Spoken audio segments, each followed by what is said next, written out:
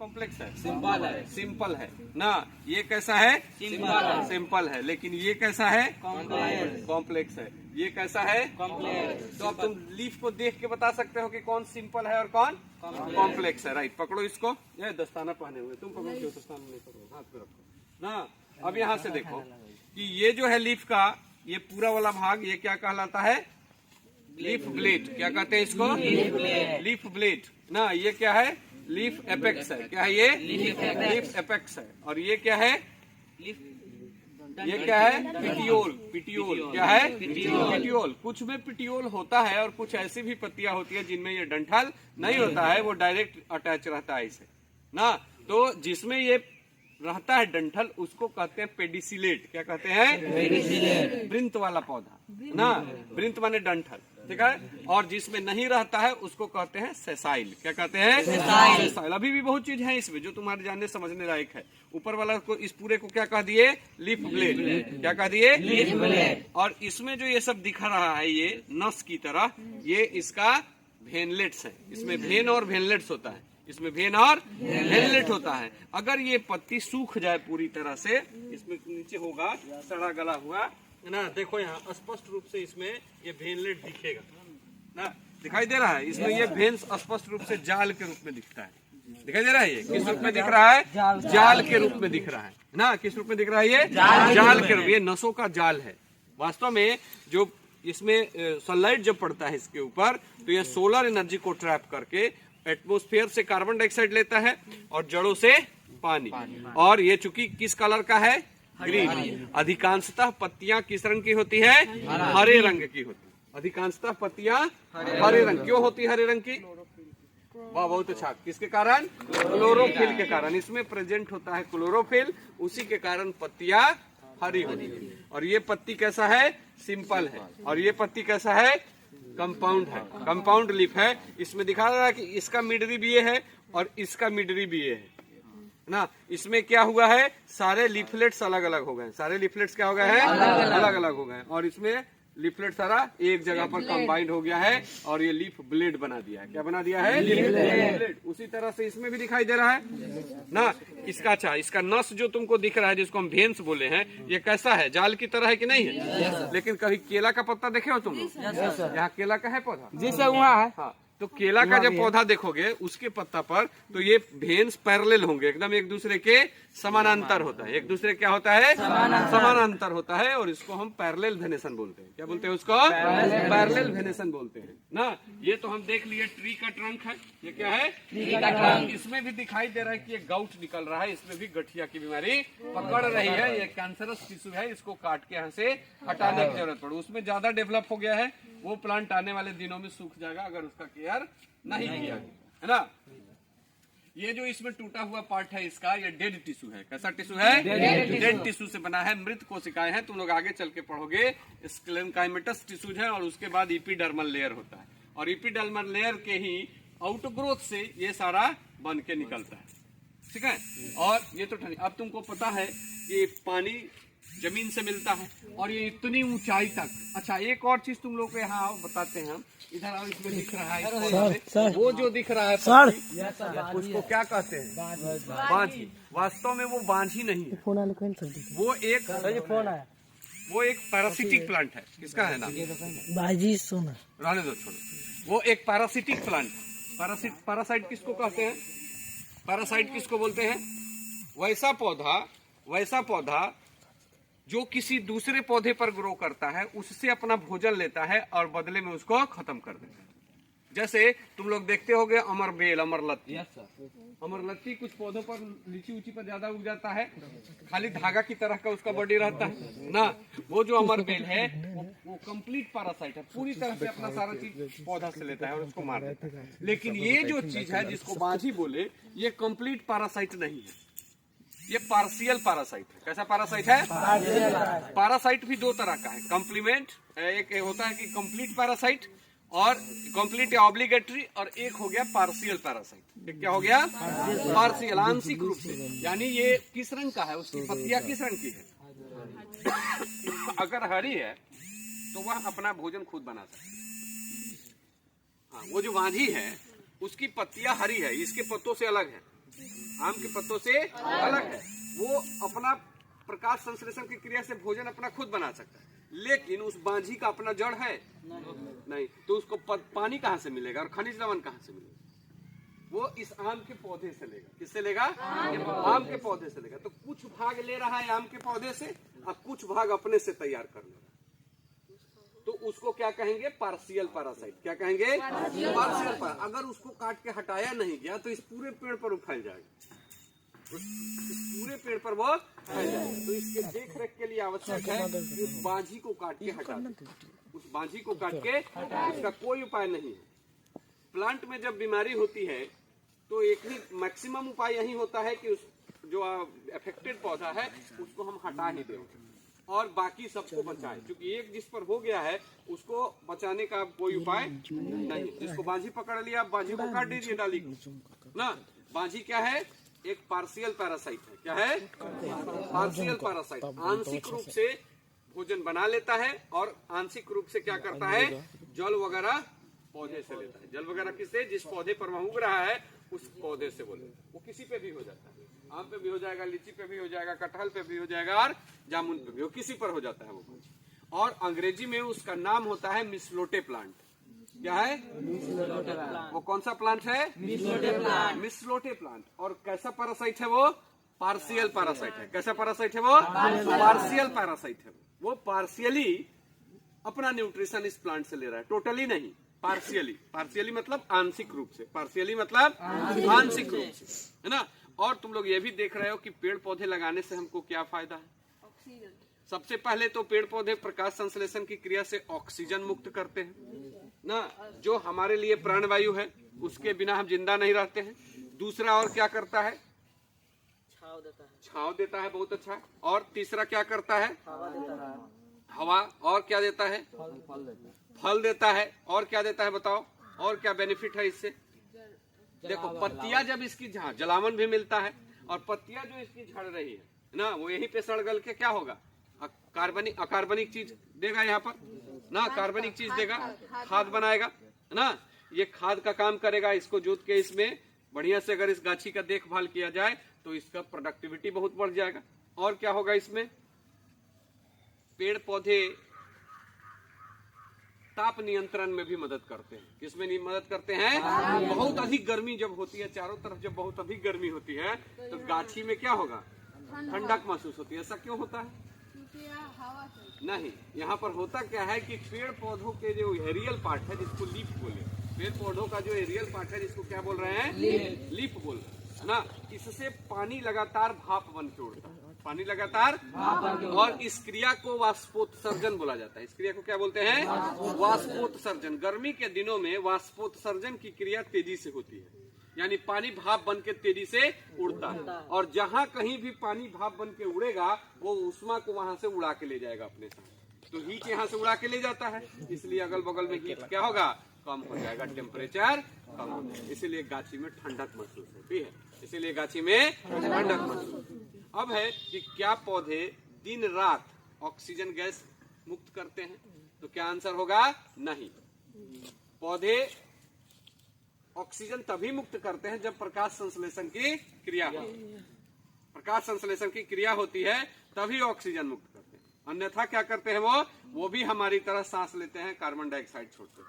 पौधे सांस लेते हैं कि नहीं लेते हैं? अब तुम देख के बताओ, इसमें इसका नाक कहाँ है? सांस लेने के लिए नाक चाहिए ना, तो पौधों में नाक कहाँ है? कहीं दिख रहा है नाक? नहीं। तो पौधों में जो श्वसन होता है वो हर पार्ट का अलग अलग होता है। पत्तियों में छोटे छोटे छेद होते हैं, जिसको अभी बताए हैं, जिसको क्या कहते हैं? वातरंध्र या स्टोमेटा। क्या कहते हैं? वातरंध्र या स्टोमेटा। स्टोमेटा से वह कार्बन डाइऑक्साइड को लेता है, फूड बनाता है और ऑक्सीजन को रिलीज कर देता है। और इसी वातरंध्र से पानी भी वाष्पोत्सर्जन की क्रिया के द्वारा, कैमरा पर वाष्पोत्सर्जन की क्रिया के द्वारा पानी भाप बन के उड़ जाता है। समझ गए बात को? दूसरी बात है कि ये जो तना देख रहे हैं, इस पे यहाँ पर लूज टिश्यूज है। यहाँ पर क्या है? लूज टिश्यू है। यहाँ पर टिश्यू ब्रेक है। यहाँ पर क्या है? टिश्यू टूटा हुआ है। तो यहाँ से वो ऑक्सीजन ले लेगा, तो तना में इससे हो जाएगा। और जो जड़ें हैं इसकी ना, उसके अगल बगल के मिट्टी में जो ऑक्सीजन है उसको भी वो ले लेते हैं ना। तो जड़, तना और पत्तियों का शोषण अलग अलग होता है ना। दूसरी बात है कि पेड़ पौधे जानवरों की तरह बहुत ज्यादा एक्टिव नहीं होते हैं, ये तो एक ही जगह पर स्थिर होते हैं ना, इसलिए इनका ऊर्जा का जो डिमांड होता है वो थोड़ा कम होता है। इसीलिए शोषण जो है इंडिविजुअल लेवल पर होने से भी इनका काम चल जाता है। लेकिन जितने भी जीव जंतु होते हैं, हम लोग हैं, हम लोग क्या अभी देखो हम जब से यहाँ तब से बोल रहे हैं तो बोलने में ऊर्जा खपत हो रही है, तो ज्यादा ऊर्जा हमको चाहिए। बोलना है, चलना है, दौड़ना है, खेलना है, कूदना है, इन सब में क्या चाहिए? ऊर्जा चाहिए। और जितना ज्यादा ऊर्जा चाहिए उतना ज्यादा भोजन और उतना ज्यादा ऑक्सीजन चाहिए। इसीलिए हम लोगों में श्वसन की क्रिया अधिक तेजी से होती है, अधिक बार होती है। हम लोग 1 मिनट में कितनी बार सांस लेते हैं? बहुत। हम लोग 1 मिनट में कितनी बार सांस लेते हैं? नहीं, गलत, गलत जवाब। हम लोग 1 मिनट में कितनी बार सांस लेते हैं? तो हम लोग 1 मिनट में 15 से 18 बार सांस लेते हैं। कितना बार? 15 से 18 बार हम लोग 1 मिनट में सांस लेते हैं। जो छोटे बच्चे होते हैं उनमें श्वसन यानी सांस लेने की क्रिया तेजी से होती है, उनमें सांस लेने की क्रिया तेजी से होती है। और पौधे में जो सांस लेने की क्रिया है वो थोड़ा स्लो है। क्या है वो? स्लो है। और सबका इंडिविजुअल होता है। पत्तियां अलग सांस लेती है, तने अलग सांस लेते हैं, जड़ का श्वसन अलग है ना। अब देखो इसके अलावा पेड़ पौधे से अगला बेनिफिट क्या है कि देख लो इसमें कितने पक्षी हैं। कौवा है, अभी घोंसला बनाए हुए है ना। तो दूसरे जीवों को रहने का आश्रय भी प्रदान करता है, दूसरे जीवों को रहने का आश्रय भी प्रदान करता है। हमको इमारती लकड़ियों की अगर जरूरत है तो हम इसका एक टहनी काट के और इमारती लकड़ी में इसका इस्तेमाल कर सकते हैं। या अगर आपको पेड़ का, इस पेड़ को मान लीजिए भविष्य में हमको काटना ही है तो हम इसके बगल में 2-4 पेड़ लगा देंगे, तब इसको काटेंगे। तो वो जो हार्वेस्टिंग करेंगे, वो जो कटाई करेंगे उसको हम प्लांट हार्वेस्टिंग बोलते हैं। क्या बोलते हैं? Plant harvesting. और बिना प्लानिंग के सीधे काट के इसमें घर बना देंगे तो वह क्या हो जाएगा? डिफॉरेस्टेशन हो जाएगा। क्या हो जाएगा? डिफॉरेस्टेशन का अर्थ समझते हो? डिफॉरेस्टेशन का अर्थ क्या हुआ कि जंगलों को काट के या उसकी जगह पर घर बना देना, सड़क बना देना, हॉस्पिटल बना देना, मतलब उस जमीन का इस्तेमाल दूसरे काम में करना, तो वहाँ डिफॉरेस्टेशन हो गया। लेकिन अगर हम पेड़ काट के छोड़ दें उसको फिर से पेड़ उगने के लिए, हम 9 भी पेड़ लगाए छोड़ भी दे तो भी वो जंगलों से भर जाएगा 2-4-5 साल में, है कि नहीं? तो वो डिफॉरेस्टेशन नहीं कहलाएगा ना। और बेहतर होता है कि हम प्लांट हार्वेस्टिंग करें, बेहतर होता है कि हम प्लांट हार्वेस्टिंग करें। अब थोड़ा चलते हैं हम लोग उस सरसों के खेत की तरफ जिसमें बहुत सारा फूल लगा हुआ है ना। देखिए, देखो ये ब्राह्मी बूटी बोला जाता है इस जड़ी को। हाँ, ये जो है, ये जो पत्ता है, हाँ ये ब्राह्मी बूटी है। ये जो है ब्राह्मी बूटी, इसको ब्राह्मी बूटी बोलते हैं, बेकार पौधा नहीं है ना। ये ब्राह्मी बूटी है। हमारे घर में माँ बहन है ना, उनको एक बीमारी होती है मासिक धर्म के दौरान, जिनमें सफेद रंग का द्रव निकलने लगता है ना। तो अगर सफेद द्रव निकल रहा है तो इसका सुबह सुबह इस पत्तियों को ले जाइए और पीस के पिलाइए ना, वो ठीक हो जाएगा ना। ये ब्राह्मी बूटी है। ये क्या है? ब्राह्मी बूटी। ये हम पहली बार देखे। ये भी एक जड़ी है।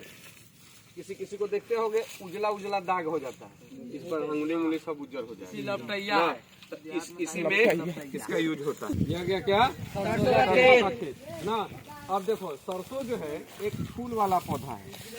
देखो यार, ये सरसों क्या है? फूल वाला पौधा। फूल वाला पौधा है ना। ये बहुत फूल है इसमें। यहाँ पर ये जो है ये सरसों का फूल है, ठीक है। अब ये देखो इसमें क्या कहते हैं? फूलों की पंखुड़ी। क्या कहते हैं? फूलों की पंखुड़ी ना। अंग्रेजी में इसी को कहा जाता है पेटल। अंग्रेजी में क्या कहा जाता है? पेटल। नाश मत करना ना, इसको कहते हैं पेटल। अब देखो इसमें प्रत्येक में 1, 2, 3, 4 कितने पेटल है? 4। प्रत्येक फूल में कितना पेटल है? 1, 2, 3, 4। तो जब 4 पेटल होंगे तो ये टेट्रामेरस फ्लावर कहा जाएगा। क्या कहाएगा? Tetramerous flower. अब देखो यहाँ से 1, 2, 3, 4, नीचे में 4 को चीज दिख रहा है ना। ये वास्तव में इसका सेपल है। ये वास्तव में क्या है? सेपल। सेपल ग्रीन कलर का है। जो इसके कली, देखो कली भी दिख रहा है इसमें, कली में ये चीज निकला हुआ है। ये वाला, ये 4 को जो है ये कली में है? नहीं है। लेकिन फूल में है, वास्तव में ऊपर से ही कवरिंग है। ऊपर से क्या है इसी, जब ये फूल खिलेगा तो यही कवरिंग क्या होगा, हट जाएगा। देखो फूल खिला तो ये कवरिंग नीचे आ गया ना। और इसमें जो है इसका मेल पार्ट है और फीमेल पार्ट है, इसमें मेल और फीमेल दोनों है। ये जो दिखाई दे रहा है, ये जिसको सरसों की फली हम बोल रहे हैं, ये इसका फीमेल पार्ट है। क्या है इसका, फीमेल पार्ट है ना। फीमेल पार्ट को हम क्या कहते हैं, हिंदी में स्त्री केसर बोलते हैं। क्या बोलते हैं, स्त्री केसर। और इसमें इधर आ जाओ, सब लोग नजदीक आ जाओ। इसमें है ये वाला चीज, ये पुंग केसर है। ये क्या है, पुंग केसर। ये नर भाग है। ये क्या है, नर भाग है। तो इस फूल में नर और मादा दोनों है। एक ही फूल में जब नर और मादा दोनों मौजूद होता है तो उस फूल को बाइसेक्सुअल फ्लावर कहते हैं। क्या कहते हैं, बाइसेक्सुअल या उभयलिंगी है। ये क्या है, ये उभयलिंगी फूल है। कैसा है, उभयलिंगी, जिसमें दोनों लिंग मौजूद है, दोनों लिंग मौजूद है ना। ये दोनों लिंग, ये तो फूल का हम देख लिए ना। और इसमें बहुत सारे फूल है, बहुत सारे फूल है, एक ही एक अक्ष पे लगे हुए हैं ना। तो ये जो है वास्तव में फूलों का समूह है। ये वास्तव में क्या है, फूलों का समूह है। ये वास्तव में फूलों का समूह है। और इसी को मंजर या इन्फ्लोरेसेंस बोलते हैं। आम में भी मंजर निकलता है ना, ये भी वही चीज है। ये भी क्या है, फूलों का समूह है। ये भी क्या है, फूलों का समूह है ना। तो अब बताओ, सरसों का फूल में मेल और फीमेल एक ही फूल में है कि अलग अलग है, एक ही फूल में। क्या है, एक ही फूल में मेल भी है, नर फूल भी है और मादा पार्ट भी है इसका, है ना। तो इस फूल को हम क्या कहेंगे, उभयलिंगी। इस फूल को क्या कहेंगे, उभयलिंगी या बाइसेक्सुअल फ्लावर। क्या कहेंगे, बाइसेक्सुअल फ्लावर। ये इसका हो गया मादा भाग। ये क्या हो गया इसका, मादा भाग। यहाँ पर नजदीक आ जाओ, यहाँ पर दिख रहा है ये बीच में, ये बीच में दिख रहा है, ये बीच में मादा भाग है। इस बीच में क्या है, मादा भाग। और इसके चारों तरफ जो चार चार को लगा हुआ है, जिसमें पीला पीला रंग का ना, पीला पीला रंग का क्या है, पराग कण है। पीला पीला रंग का क्या है, पराग कण है। झाड़ोगे तो झड़ जाएगा इस पर पराग कण, पीला पीला लग गया चारों तरफ, दिखाई दे रहा है। ये इसका पराग कण है, जो इसका नर युग्मक है। क्या है इसका, नर युग्मक है। और इसके अंदर बहुत महीन महीन अंडाणु है। बहुत बहुत क्या है, अंडाणु है। और जब पराग कण इसके ऊपर गिरेगा तो यही निषेचित करेगा उसको, और यही अंडाणु बीज बन जाएगा। यही अंडाणु क्या बन जाएगा, बीज बन जाएगा। तो ये सरसों का जो पौधा है ना, इससे हम सीख गए कि फूल कितने तरह के, फूल जो है इसका कैसा है ना। हम लोग ये सीख गए कि मंजर क्या होता है, फूल के कितने भाग होते हैं। फूल में एक भाग तो ये हुआ जिसको क्या कह दिए, सेपल। क्या कह दिए, सेपल। ये पीला वाला भाग को क्या कह दिए, पेटल।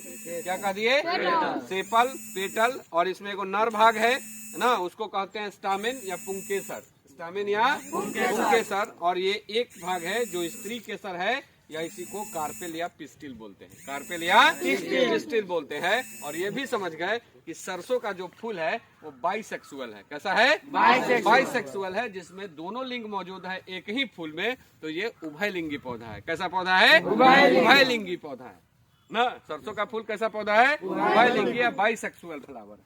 अब इन फूलों में जो मेल भाग है, उससे जो पीला पीला की तरह का कण निकल रहा है, उस कण को पराग कण कहते हैं। क्या कहते हैं, पराग कण। तुम लोग सुने होंगे कि मधुमक्खियां फूलों से पराग या रस चूसती है। तो मधुमक्खियां इसमें मंडरा रही होंगी, भले अभी ना आई हो ना।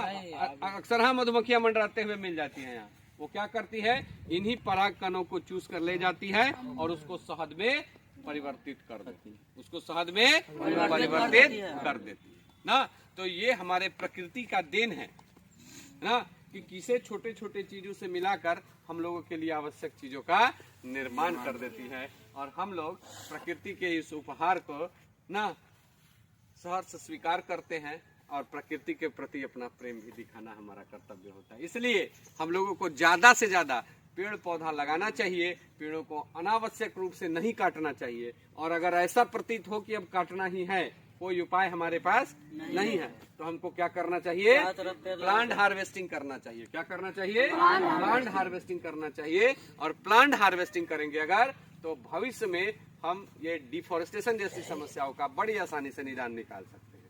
आज की कक्षा में इतना ही रहेगा। कल के लिए